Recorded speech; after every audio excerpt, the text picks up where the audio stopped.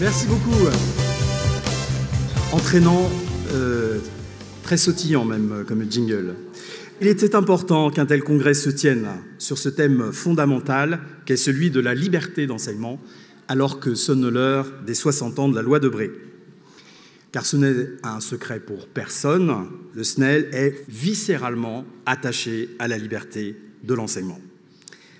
Au SNEL, nous pensons tout d'abord que les écoles libres doivent être de bonnes écoles, où l'on dispense des connaissances et des savoirs de qualité et où l'on cherche à développer le sens critique. Des enseignements qui permettront aux élèves d'accéder à ce qu'on appelle l'autonomie cognitive, favorable à la construction de leur propre savoir, de leur propre raisonnement, et ce faisant, qui contribueront à faire d'eux des citoyens avertis. Cette mission de service public, cette fidélité à notre système républicain, nécessite des moyens identiques à ceux que perçoivent les établissements du public. Il n'y a pas lieu de penser que dans la construction du socle démocratique de notre société, la formation d'un jeune de notre réseau ne mérite pas autant de considération et de moyens que celle d'un jeune du réseau public. Or, il est clair, au regard des moyens permanents qui sont les nôtres, que cette partie du contrat n'est plus respectée. Et je ne crois pas, hélas, que les derniers arbitrages budgétaires pour la rentrée prochaine démontrent une amélioration des choses, bien au contraire. Le SNEL devra donc, dans les prochains mois, dans les prochaines années, avec d'autres, je l'espère, actionner tous les leviers politiques envisageables pour sortir de cette ornière. Ça ne peut plus durer. Sur le terrain, ce n'est plus tenable. Au SNEL, nous pensons que si former des citoyens est une noble cause, nous souhaitons aussi que les jeunes qui nous sont confiés apprennent à lever leur regard vers le ciel. Nous souhaitons qu'ils puissent vivre d'un peu d'absolu intemporel et qu'ils ne soient pas tyrannisés par les maux de notre temps. Il nous faut contribuer activement à remettre ce monde au diapason de notre humanité profonde. C'est pourquoi nous croyons que la vision anthropologique spécifique qui est la nôtre, qui réaffirme l'unicité et le caractère sacré de chacun, est une source d'équilibre pour notre société française et au-delà pour notre maison commune qu'est le monde. Mais pour que vivent nos projets d'établissement au service de cette vision, il est nécessaire de laisser une autonomie fonctionnelle et créatrice à notre école, dans l'expression du caractère propre, ça va de soi, généralement on ne nous embête pas trop, dans le domaine de l'organisation de la vie et du temps scolaire. Là, c'est déjà un petit peu plus contrariant, notamment pour nos collègues chefs d'établissement du premier degré. Dans l'organisation des formations, a-t-on encore réellement la main? Et enfin, dans le choix des équipes enseignantes, car tout est lié, on n'enseigne pas sans éduquer et toute éducation passe par des enseignements.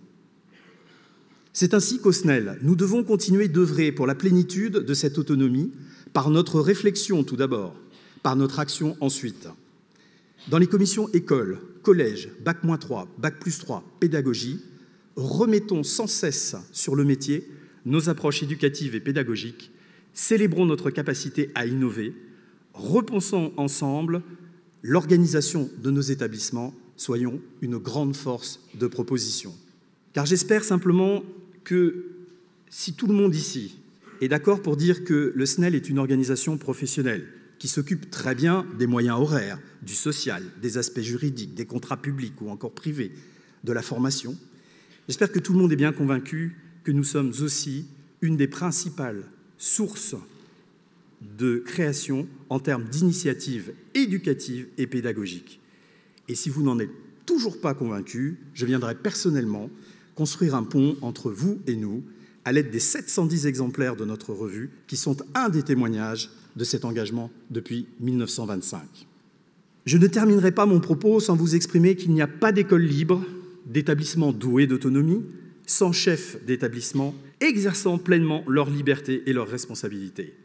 Depuis toujours, le SNEL s'efforce d'accompagner les collègues en les soutenant, en les formant, en les conviant à réfléchir, à prospecter ensemble, voire à braconner, afin que l'exercice de notre métier soit le plus signifiant, le plus professionnel et le plus efficient possible. Car nous voulons être à la fois de bons pasteurs pour nos communautés éducatives, mais aussi de bons artisans. Dès lors, il va sans dire que cet idéal ne peut s'accorder avec quelconque institution publique qui voudrait rétrécir le métier de chef d'établissement à la portion congrue de chef de service au sein d'une unité d'enseignement administrée en majeure partie à distance. Il ne peut s'accommoder davantage avec une quelconque institution catholique qui penserait que le terme de tutelle ne serait pas en rapport avec la belle image botanique du tuteur qui aide à la croissance, mais bien davantage avec celle du tuteur désigné pour prendre les décisions en lieu et place d'une personne qui n'est plus à même d'agir de manière responsable. Attention, dans ce dernier cas de figure, il ne s'agit pas tant de pointer des comportements personnels déviants, en règle générale, ça se termine assez rapidement, mais de prévenir des dangers du mimétisme qui s'installe parfois entre les CAEC et les rectorats, ou encore entre les directions diocésaines et les IA. Faire réseau et donner sens à notre réseau, ce n'est pas tenter d'administrer une deuxième fois nos établissements. Je crois qu'il est bon de rappeler que notre institution ne s'est jamais construite de manière centralisée et que les contrats sont bien passés avec les établissements, comme le stipule d'ailleurs très clairement la loi Debré. L'établissement est le bon niveau pour que vive le contrat dans le bon esprit de la loi, qui est celui de l'association. Ça a été rappelé maintes fois. Pour filer la métaphore botanique, je dirais que notre réseau est un magnifique jardin à l'anglaise. Sa beauté réside dans la variété des essences que l'on y retrouve et dans un arrangement où la nature de chaque espèce trouve sa place. Chez nous, l'harmonie naît de la qualité du terreau, de l'attention, de l'amour qu'on accorde à chaque plante, à chaque graine, pas de l'ordre. Nos établissements ne sont pas des petits buissons de buis que l'on devrait tailler en rangées bien alignées. Voilà quelques convictions. Voilà quelques convictions que je voulais partager aujourd'hui à l'aube d'une nouvelle présidence pour le SNEL, une présidence que je prends avec humilité, mais avec détermination. Humilité tout d'abord, car un président, ce n'est pas grand-chose au final, sans un bureau pleinement opérationnel. Et le bureau qui m'accompagne est pleinement opérationnel. J'ai totalement confiance en mes 3 vice-présidents, qu'ils soient le premier, le deuxième ou le troisième, tout cela n'a pas beaucoup d'importance. Je sais qu'ils seront là pour m'accompagner, comme les autres postes qui sont très importants, trésorier, secrétaire et modérateur. Un président, un bureau, c'est bien, mais sans un conseil d'administration éclairant, éclairé, c'est assez pauvre.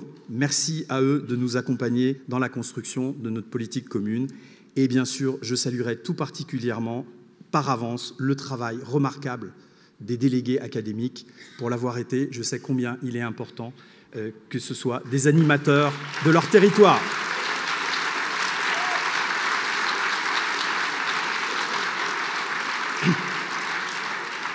Et enfin, je vous invite tous, chers collègues, autant que vous êtes, qui représentez le SNEL dans toute sa diversité, école, collège, lycée, d'enseignement général, professionnel, technologique, post-bac, en milieu urbain comme en milieu rural, ensemble, nous formons le plus grand corps et le plus bigarré aussi des responsables de l'enseignement libre. Je n'ai alors plus qu'une seule volonté à vous transmettre, celle d'utiliser notre intelligence collective et notre force d'action pour que vive cette formidable chance qu'est l'enseignement libre pour notre pays. Loi Debré, loi d'avenir, assurément, il ne peut en être autrement. Bon retour à tous et merci.